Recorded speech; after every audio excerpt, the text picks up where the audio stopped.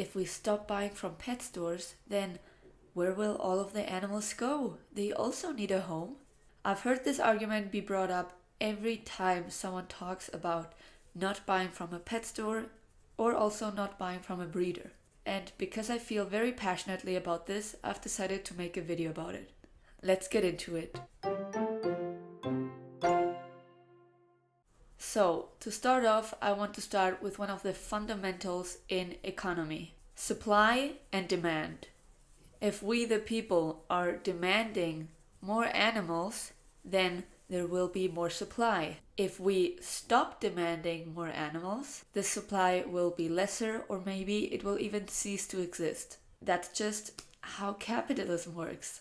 Now, of course, it's true, we aren't talking about objects, we're talking about animals. So obviously the situation is a bit more complicated to talk about. Many people say that if we stop buying from pet stores, the animals still need a home, and if we don't buy from them, they will just throw out the animals. Now, I'm not ruling out that there are horrible and cruel people out there who would just throw out the animals that aren't bought, but I do want to say that sadly it is a necessary evil that some of the lives will be lost. But we call it a necessary evil because do you want people to keep buying and supporting unethical pet mills and bad genetics? Or do you want people to stop buying from those pet stores and then some of the lives will be lost? Because on one hand, the animals that are being born miserably.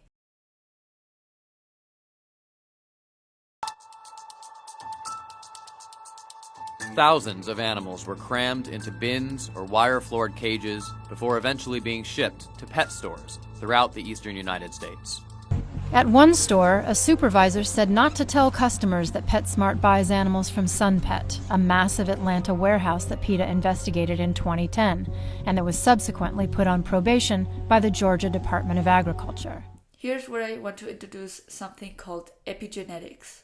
Epigenetics is the study of how your behaviors and environment can cause changes that affect the way your genes work. There was a study done where they took a pregnant guinea pig and constantly changed her environment and groups that she was living in so that she was in constant stress. Once her babies came out, they were extremely aggressive. That is due to the fact that this is a survival mechanism.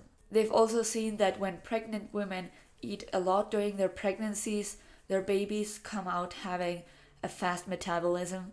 And on the other hand, when the mother hasn't eaten enough, the babies come out with a slower metabolism, which allows them to not burn fat that quickly. It's all about survival. And I can definitely see that, for example, with my rats. When I went to the pet store to buy my rats, they brought me the rats in a tub. That's not a good living condition, and especially not for the mother. And even though I've now had my rats for almost a whole year, I can definitely tell that they know me. But if I just make one movement, they sometimes scurry away. I can definitely tell that their genetics predispose them to be more nervous and less trusting. So not only are you supporting the breeding of animals with bad genetics, because almost all pet stores don't health check their animals to see if there are any genetic problems that can be passed down to the babies. They also, like I said, don't keep them in good conditions. So in the end, you are buying an animal that not only is probably very unhealthy, but you will also have a hard time to even build a bond. So it's just a lose-lose for both sides.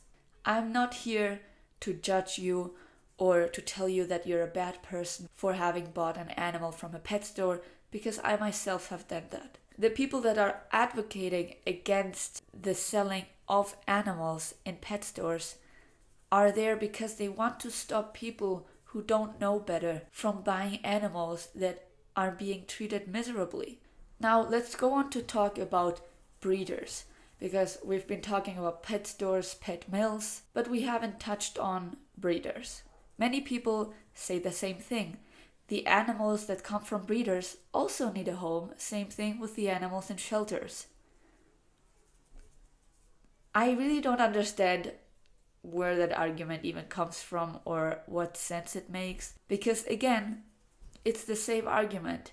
If you stop buying from a breeder, they will no longer create more animals because they will be putting resources and money into making those animals grow up, but then no one's buying them. So they're just losing money, so they will just stop. Now, of course, we do have to make a distinction between ethical and non-ethical breeders. The most important part about an ethical breeder is that they make sure that they aren't breeding more animals that have genetic problems, and they also make sure that those animals, if they aren't valued by their families, go back to the breeder so that those animals never ever end up in a shelter.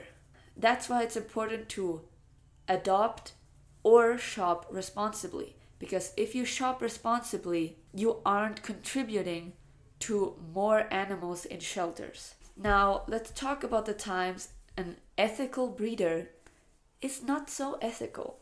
Obviously, what I'm about to say now depends on anyone's opinion, but I do believe that there's no way to ethically breed certain animals. And those include, for example, brachycephalic animals, like for example, pugs, bulldogs, Pekingese, all those animals that have flat noses, also Persian cats, etc. With Scottish fold cats and munchkins, I would also say that there's no way to ethically breed them. Now, why do I believe that those types of animals are unethically bred? Well, like we've discussed, an ethical breeder cares about the health and genetics of the animal that is being bred. But if you are creating an animal that has health problems, like for example, it can't breathe properly because the skull is so deformed and the nose is so pushed back in, or the cartilage in the ears make the ears fold, which is super cute, but it also affects the cartilage in the whole cat's body, or an animal with legs that are too short to even do normal activities, that's not caring about the animal's health. There are so many more examples, so I'm not trying to just rag on cat and dog breeders, but these are just those examples that you see most in social media. So, quick recap, because anytime I try to explain this to people, especially on the internet, they just don't want to understand it. Economy and capitalism works this way. The demand dictates the supply.